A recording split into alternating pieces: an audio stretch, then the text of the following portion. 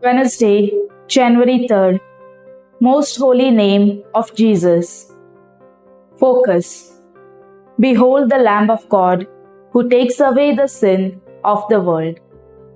The lamb, in Jewish belief, was sacrificed as a sin offering and took away the sins of the person who sacrificed it.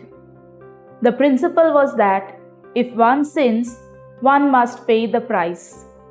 But one cannot take one's own life, as that would itself amount to sin. So the next best thing was to sacrifice something very dear. Thus, the lamb became the guiltless victim in place of the sinner. In the New Testament, Jesus was the lamb in whom there is no sin. Although perfectly innocent, he was sacrificed to take away the sin of the world. Unlike the lambs in the Old Testament, they were sacrificed repeatedly for the cleansing of sins.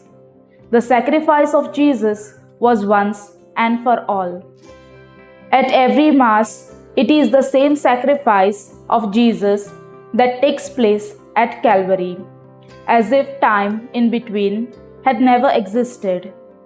This is a great mystery. It is beyond human comprehension. That is why we say during Mass, Christ has died, Christ is risen, Christ will come again. We do not say Christ has risen, as if he rose in the past, but we say Christ is risen, meaning that he is risen eternally now. It is the same perfect sacrifice. Fruit. John the Baptist gave Jesus the title Lamb of God.